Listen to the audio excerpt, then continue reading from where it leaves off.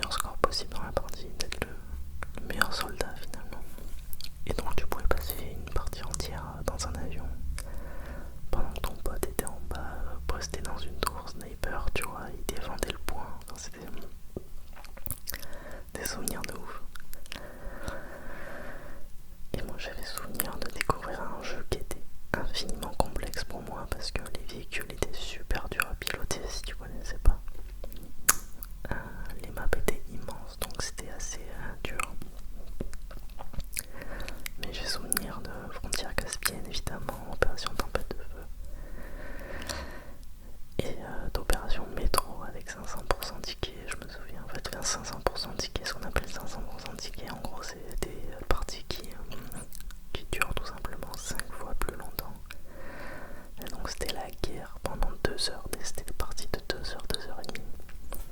Et je ne m'en lassais jamais, c'était génial, je m'amusais comme un fou. Un jeu qui m'a beaucoup marqué, Battlefield 3 pour ceux qui connaissent. 5ème position, Call of Duty. Alors j'ai mis MW2 mais aussi Black Ops 2. MW2 parce que c'est le premier auquel j'ai joué, donc je l'ai découvert quand j'étais tout gamin. Enfin tout gamin, j'avais déjà 13 ans, 14 ans je pense. Et j'étais très nul au début parce que pareil c'était l'un de mes premiers FPS en ligne.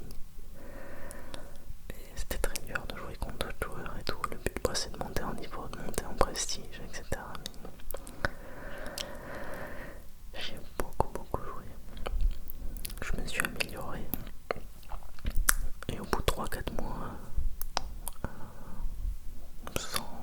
sans mauvais jeu de mots quoi, mais je défonçais des darons de 25-30 ans qui rageaient sur moi au micro alors que j'avais 13-14 ans. Parce que je jouais comme un fou et je me souviens d'un été où j'avais fait que jouer, où j'étais très nul et à la fin de l'été j'étais monstrueux. J'étais très content. Mais il y avait un truc qui me faisait rager, c'était la connexion internet. Parce qu'à l'époque il n'y avait pas de fibre optique. Et donc j'avais une ADSL un peu toute claquée de campagne. Et donc dès que ton frère regardait une vidéo sur YouTube, c'était fini quoi. Donc, je me souviens aussi de mon montage au micro, enfin, c'était très cool. Black Ops 2 c'était un peu différent parce que j'étais un peu plus âgé et j'étais un peu plus compétitif. Et je jouais avec des potes du collège donc en jeu. Et on s'est partis en classe et tout, enfin, c'était incroyable. On s'éclatait vraiment quoi.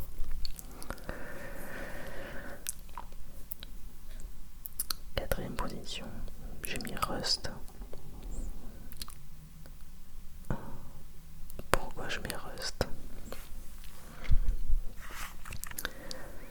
C'est un jeu un peu particulier parce que je sais pas si on peut le considérer un peu underground, mais je l'avais acheté en alpha moi, donc à 20€ sur Steam. Et j'y ai joué des centaines voire des milliers d'heures de jeu avec Joris et Tony qui sont mes potes que vous connaissez, ceux qui font les lives, qui passent en live. Joris c'est le modérateur de la chaîne. Et on y a joué des centaines d'heures de jeu et en fait c'est un jeu de survie où tout est punitif. Donc le but c'est de survivre, de construire une base et d'améliorer sa base et les ressources que vous possédez en prenant des risques, en allant dans des zones qui sont dangereuses où il y a d'autres joueurs. Et dès que vous mourrez, dès que vous vous faites tuer, vous perdez tout votre équipement. Et c'est ça tout l'enjeu en fait, c'est d'aller voler dans d'autres bases en fait. Là, vous pouvez aller essayer de détruire d'autres bases si vous avez déjà beaucoup de ressources, ou simplement essayer de trouver des joueurs et prendre en fait ce qu'ils ont essayé d'avoir pendant 3-4 heures. Des fois il y en a, ils étaient blindés et ils se faisaient tuer et ça pouvait t'arriver à toi aussi quoi. Donc très punitif, et c'est ce qui donnait en fait une adrénaline folle quand on jouait à ce jeu. Et moi il m'a marqué parce que c'était une période de fou. Et mon rêve là c'est de réavoir une config. Parce que je retrouve un peu ce plaisir de jeu que j'avais perdu pendant que je faisais mes études, et là je le retrouve maintenant que j'avais mes études. C'est de réavoir une config et refaire une run comme ça avec Joris et Tony. Même si je pense que le jeu a bien changé depuis. De ce que j'ai vu, il a l'air d'avoir bien changé, mais ça a l'air marrant quand même. Voilà pour Rust. 3ème position, Minecraft. En vrai, un jeu assez culte. Je crois que c'est le jeu le plus vendu de toute l'histoire du jeu vidéo. Votre petit frère y a forcément forcément joué, si ce n'est vous. Donc je regardais s'il y avait toujours l'enregistrement, désolé. Votre petit frère y a forcément joué, si ce n'est vous. Et moi j'y jouais énormément en ligne sur mes serveurs genre iPixel. Et à l'époque je jouais, c'est comme ça qu'on s'est rencontrés avec Tony, c'est sur Minecraft. Il y a peut-être 11 ou 12 ans. Et des potes du collège, du coup on y jouait. On allait sur un serveur qui s'appelle LibreCraft. Donc LibreCraft qui est un serveur PvP faction. Dans le sens où vous aviez une guilde. Le but c'était d'avoir une base avec cette guilde et d'aller faire du joueur contre joueur dans les zones pour récupérer leur équipement. Essayer de spot un peu leur base, voilà, de raid un peu leur base pour récupérer leur coffre, etc. Moi c'est comme ça que j'ai surtout apprécié le jeu. Plus que son aspect créatif où je m'en foutais un peu pour être honnête.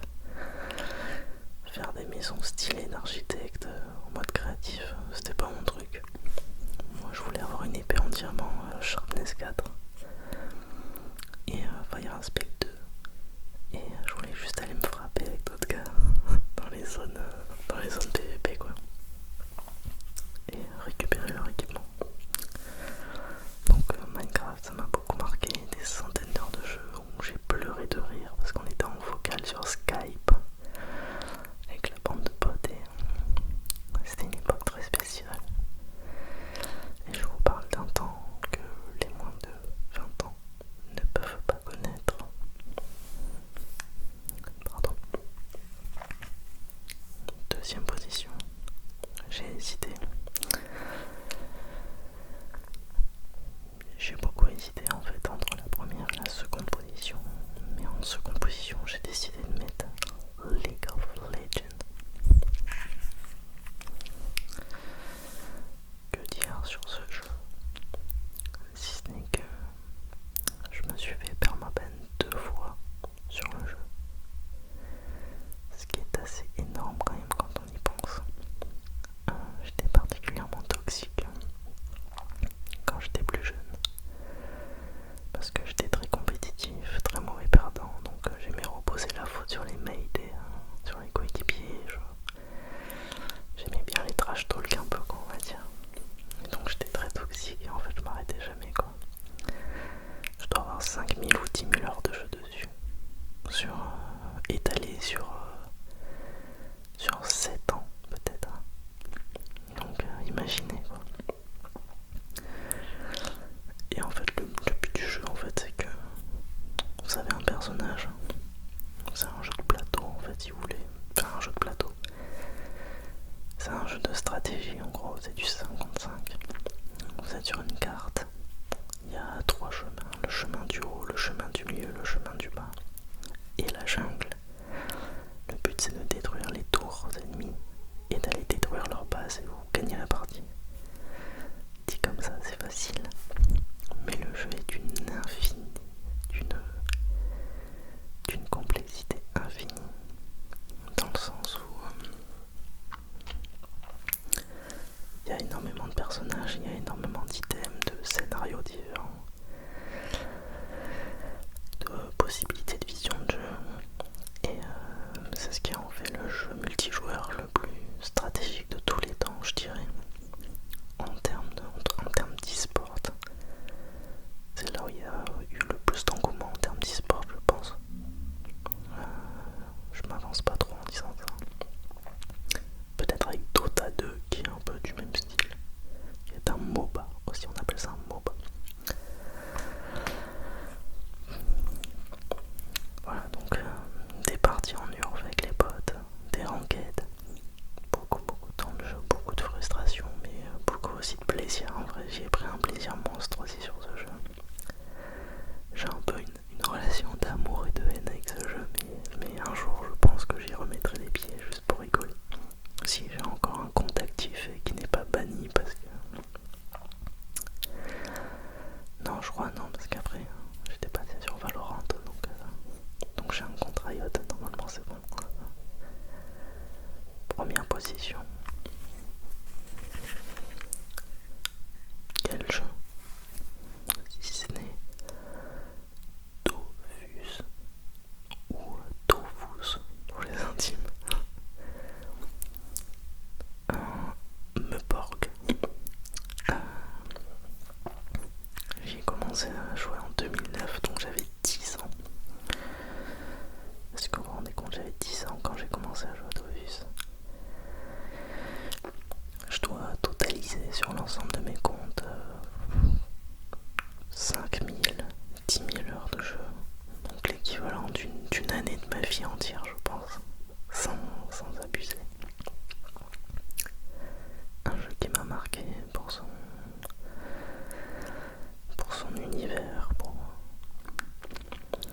parce qu'à l'époque c'était un jeu qui révolutionnait le genre, c'est un jeu tour par tour, donc un MMORPG. Tu crées un personnage, le but c'est de faire des donjons avec des gens, d'améliorer ton équipement, monter en niveau, etc.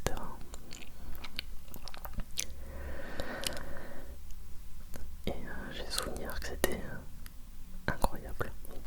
Incroyable, j'ai des souvenirs sur la 1.29, pour ceux qui connaissent, sur la 2.0, maintenant il y a Dofus 3. Et dites-vous que j'ai repassé encore 200 heures, 300 heures de jeu entre le mois de décembre là et le mois de mars sur Dofus 3, donc c'est un jeu qui ne m'a jamais quitté de toute ma vie. C'est pour ça qu'il m'a autant marqué. Et qui a un petit peu évolué avec moi aussi en fait, donc c'est ça qui me rend nostalgique, c'est qu'il a beaucoup évolué aussi avec moi et ça me rend très nostalgique et ça met une petite claque derrière la tête quand même. Donc voilà. Donc Dofus pour ceux qui connaissent, les puristes, et ceux qui connaissent, même les trentenaires qui connaissent et tout, vous allez sourire je pense derrière votre écran si vous connaissez. J'ai décidé de rajouter un jeu bonus qui n'est pas forcément un jeu multijoueur mais plutôt un jeu coopératif, parce qu'on peut jouer à 4 dessus sur une même session. Il s'agit de Borderlands 2, pas le 1, pas le pré-séquel, le 2, uniquement le 2, pas le 3 non plus, même si le 3 j'ai bien kiffé, mais c'était pas la même magie. Donc j'y ai beaucoup joué avec des potes en ligne, notamment Joris, et je pense que Joris c'est son jeu préféré all time. Je sais qu'il y a beaucoup joué, peut-être même beaucoup plus que moi en tout cas. Mais on y a beaucoup joué ensemble. Je l'ai découvert bien avant qu'on se connaisse, mais la magie a opéré. C'est un FPS avec un univers incroyable, féerique, drôle, attachant, avec des personnages loufoques mais très charismatiques en même temps. Et c'est un jeu en fait où on tue des monstres tout simplement avec des armes, des compétences. Et le but c'est de développer, je suis désolé, en termes d'armes, donc avoir des meilleures armes, monter en niveau, monter ses armes de compétences, etc. Et c'est un jeu de farm un petit peu. Mais l'univers est tellement ouf et c'est tellement plaisant de ce système de loot qu'il y avait que moi ça m'avait bouleversé à l'époque. Et c'est pour ça que j'y ai énormément joué et j'ai encore envie d'y jouer en vrai. Là si j'avais un PC je pense que j'y aurais joué. Mais enfin voilà. Mon ventre est en train de crier à l'aide. J'ai pas spécialement faim. Mais je pense qu'on va arrêter la vidéo ici, de toute façon j'allais terminer. Merci à tous. C'était un vrai plaisir de vous partager ça. En fait c'est juste un petit format blabla. mais moi que j'adore, parce que je peux parler en